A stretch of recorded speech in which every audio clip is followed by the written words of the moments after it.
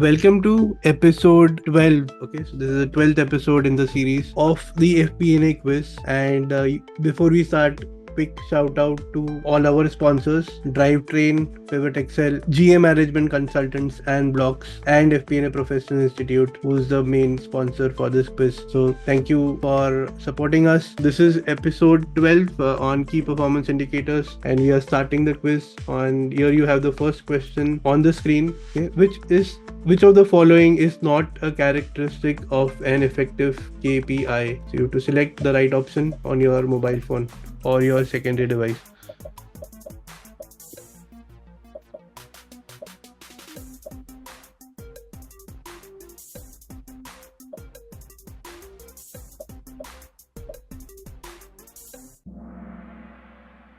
Okay. Most of you got this right. So it's which of the following is not a characteristics of an effective KPI? So I think specific, measurable, town and time bound are right answers, and adjustable is something which is not one of the characteristics. So we'll take a look at more on this in the coming slides. Before that, let's take a look at the leaderboard. We have Sagar, Sampada, Venkat, Gaurav, and Ayushi in the top five. Let's see what do we have. Okay, so characteristics of an effective KPI. I'll not read everything. So it's specific, measurable, achievable, relevant, and time bound. And I think adjustable is not one of those characteristics.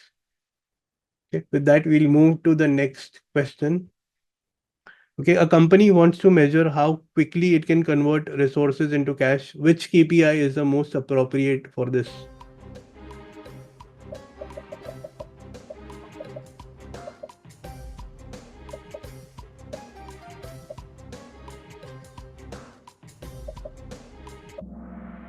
Okay, the right answer is cash conversion cycle, and we'll see more on that in the coming slides. Okay, so some changes in the leaderboard. I'll not read out the names again, so we'll come back to it when we come closer to the end of the quiz. Okay, so is we've seen this in one of the earlier episodes, right? When in I think working capital management, cash conversion cycle, you have three components. The formula is your days inventory outstanding plus the days sales outstanding minus the days payable outstanding. And the formula that you add the inventory days and the sales days and you subtract the days payable outstanding. That's how you get the net cash conversion cycle, which tells you how fast you are converting uh, your inventory and your receivables into cash. Okay, so let's go to the next question with that. Which KPI is best suited for measuring customer loyalty and satisfaction?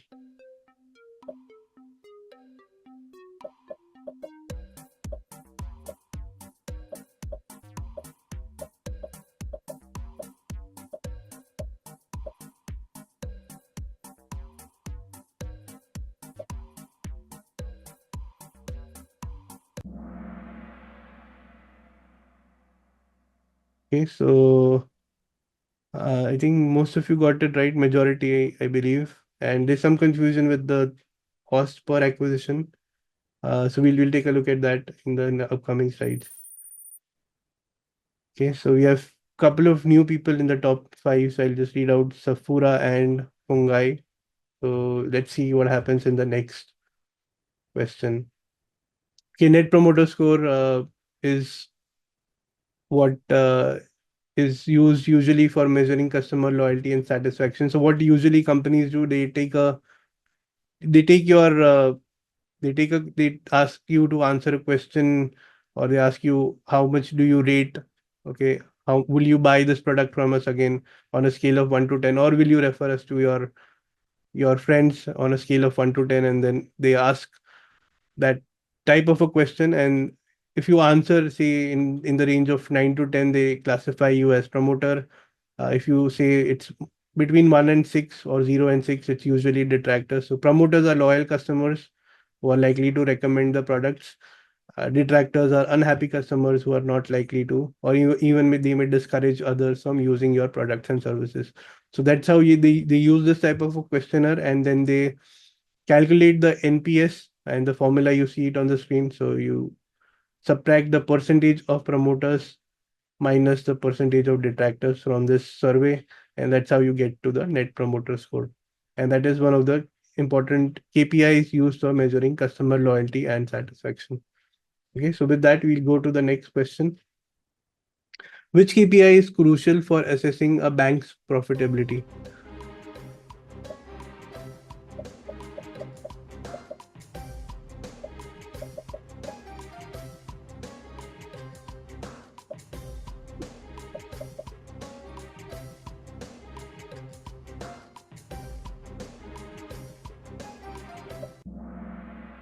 Okay, again, most of you got this right, so it's net interest margin. More on that in the coming slides. Before that, let's quickly take a look at the leaderboard. Okay, so some changes. Again, we'll come back to it in the later part of the quiz. So top, I think first and second is not much in between, and then same goes with third and the fourth and the fifth position. So it's very tight in the first and second, and then third, fourth, and fifth. But this can change quickly, so we have more questions to go. So let's take a look at the slides, and then we'll go to the question. So net interest margin for a bank, it shows how efficiently bank is earning interest on its lending and investment activities compared to the interest it pays out on its deposits, okay, or borrowings for the bank. So it's a difference between the income generated from interest earning assets like loans and investments and the interest paid to the depositors. Okay, and you see the formula as well. It's interest income minus interest expenses divided by the average earnings assets. And this is one of the important KPIs for a bank to measure its profitability. Okay, with that, we go to the next one, which is which KPI is crucial for understanding how much a customer is worth to a SaaS business over the entire relationship.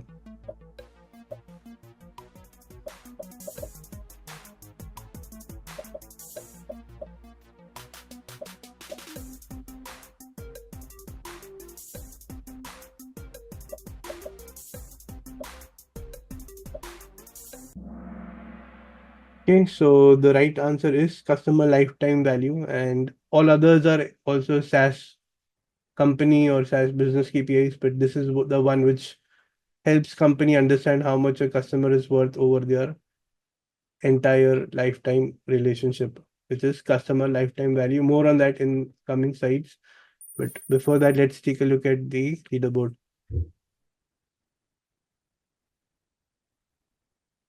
Okay, so top five, and then it also says Venkat has moved up 4 places, which is the highest climber. Okay, with that, we'll go to the next slide. Okay, customer lifetime value. Okay, the question was which are the KPIs crucial for understanding how much a customer is worth to a SaaS business, and the answer was customer lifetime value. This measures the total revenue a business can reasonably expect from one customer over the duration of their relationship. Okay. Very important metric for many companies, but mostly for SaaS companies. Uh, so you see the formula also for customer lifetime value, which is average revenue per customer multiplied by the average customer lifespan, and you can divide the customer acquisition cost from it to get the net. Okay, with that, we go to the next question. Which of the following is not a KPI commonly used in the FMCG industry? Focus on not. Okay, so the question is not a KPI commonly used in FMCG industry.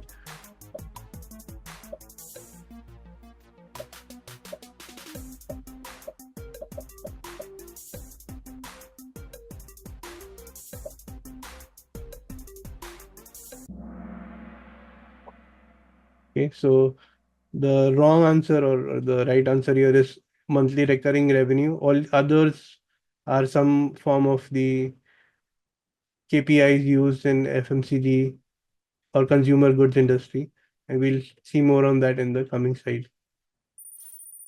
Okay, so we have Sagar, Batanai, Pungai, Rishi, Safura in the top five, and Sagar now has four back-to-back correct answers in a row. Okay, we go to the next question, which I think we are at the halfway stage. This might be the sixth question. So let's see how that goes. Okay, before that, the KPIs in FMCG industry. So all the others, all these were the FMCG industry KPIs, and the monthly recurring revenue was usually not one of the key performance indicator in FMCG. So space productivity, share of shelf, and sell through rate. I'll just quickly give a 10-second explanation of each of these. So space productivity usually measures the effectiveness of how a retailer is using its shelf space to generate revenue. Share of shelf, okay, it's share of shelf. It measures the amount of space a particular product or a brand occupies on a retailer shelf. So these two are related in some way. And then sell through rate measures the percentage of inventory sold over a specific period compared to the amount of inventory that was available in the beginning of the period. Okay, so see, these are some of the FMCG related KPIs. I think monthly recurring revenue is more of a SaaS company KPI than a FMCG KPI. With that, we'll go to the next question. Which KPI provides a measure of a hotel? Okay, hotel's financial performance by factoring in both occupancy and room rates.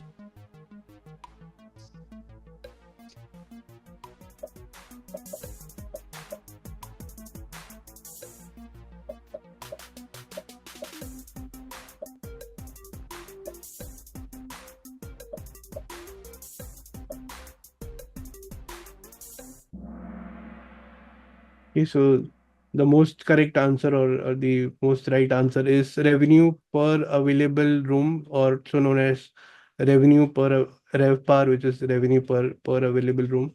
We'll see more on that in the coming slides. Okay, not a lot of change. I think first and second position swapped. Rest all are as it is. But Vivek is climbing up 6 places, so he's up 6 places, which is uh, the highest in this question. Okay, so with that, we'll see and we'll go to the next question, or maybe the slide and then to the next question. So, hotel industry KPI, which is revenue uh, per whatever this is, revenue per, and it combines two other KPIs, which is occupancy rate and average room rate. And the formula is average daily rate or average daily room rate multiplied by the occupancy rate. So, it combines both the occupancy and the average room rate and calculates a metric that is used for the hotel industry. Please ignore this. I think this is from one of the previous quizzes. This question is not changed. Okay, so with that, we'll go to the next question. Which KPI is crucial for understanding how much it costs to acquire a new customer in an e-commerce business?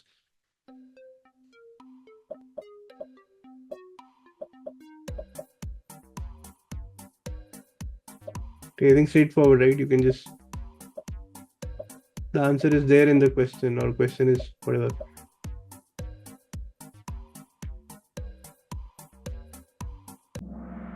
Okay, so I think most of you got this right, customer acquisition cost. With that, let's see the leaderboard. Not a lot of changes, but I think fifth position got disturbed or got changed. And now it says Kishore is up 4 places, who's the highest climber for this question. So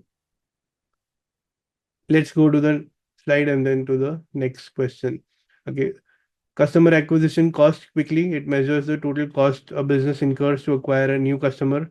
Okay, in e-commerce or in most businesses, a CAC helps businesses understand how much they are spending to convert leads or website visitors into paying customers. And it usually includes the marketing and the sales cost. And if you want to calculate it per customer, you divide that by the number of customers that you have acquired. So that is the customer acquisition cost. With that, let's go to the next question, which might be the second last question. Which of the following is not, okay, again, not a key performance indicator KPI commonly used in the pharma industry?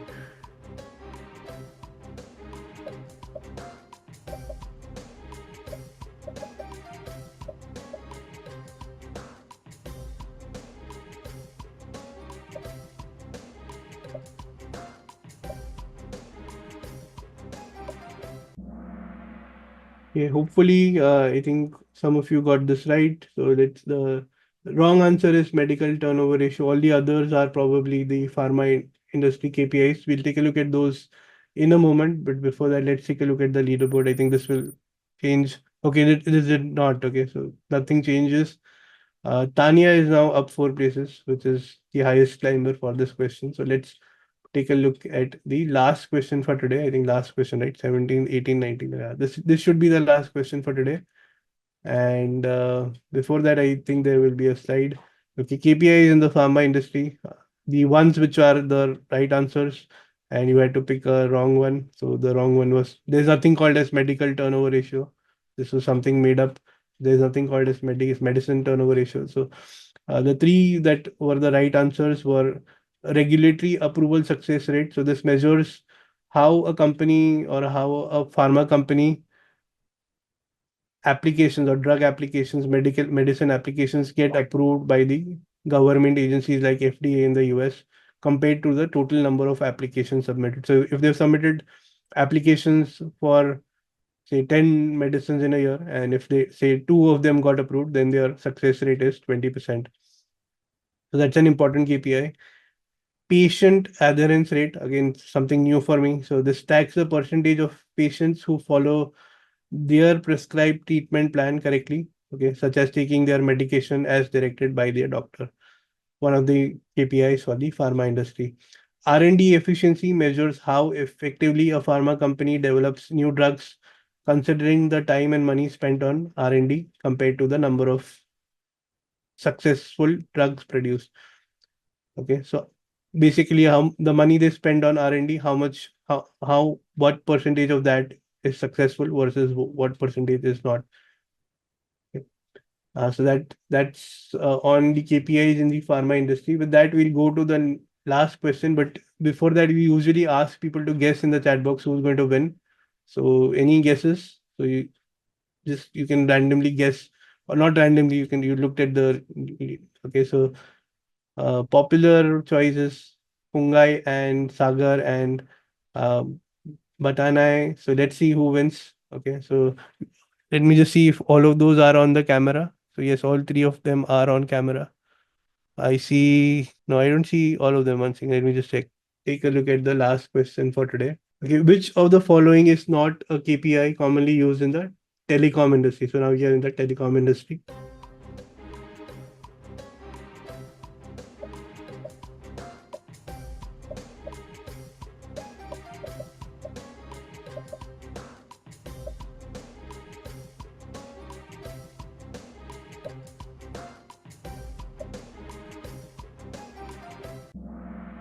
Okay. Most of you got this right. So all the others are very relevant to telecom industry. So average revenue per user, the amount of money the company makes per user, call drop rate, so percentage of call that disconnect in between. Okay, so that's an important KPI for telecom industry. The lower the better, or they try to minimize that as far as possible. Data usage per customer with the use of internet or with the use of data now.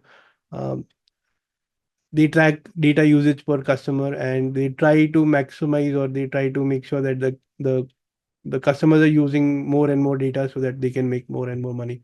Okay, so these are more common KPIs in telecom industry, while the return on ad spend or ROS is a generic KPI. I think most companies might or most marketing teams might be tracking that. Okay, so we'll go and we'll take a look at the final leaderboard with that. And let's see who's on the third position with so Fungai is in the third position with 5,815 points. With 6,514 points, Sagar is on the second position. And as you guessed it right, Batanai is on the first position with 6,599 points. And runners up include Rishi, and I missed the second name, but we'll replay that again. So, congratulations to all the winners. Prizes for the winners, as you already know, the fourth and the fifth position gets the Foundations bundle, which is all about FP&A ebook and the FP&A Foundations course. The second and the third position gets access to the FP&A Launchpad bundle, which is a self-paced version of our FP&A curriculum. and then the first position winner gets the FP&A masterclass, which is the live FP&A 100% scholarship to the next batch or the next cohort of our FP&A program. Okay, so congratulations to all the winners. And what you need to do is you need to drop an email so that we make sure we give the prizes to the right people. So the email I'm dropping in the chat box. So just need to drop any note, one line note saying that, okay, episode 12, third position was me, and we'll get your email ID that way, and then we'll be able to send you the access to the prizes.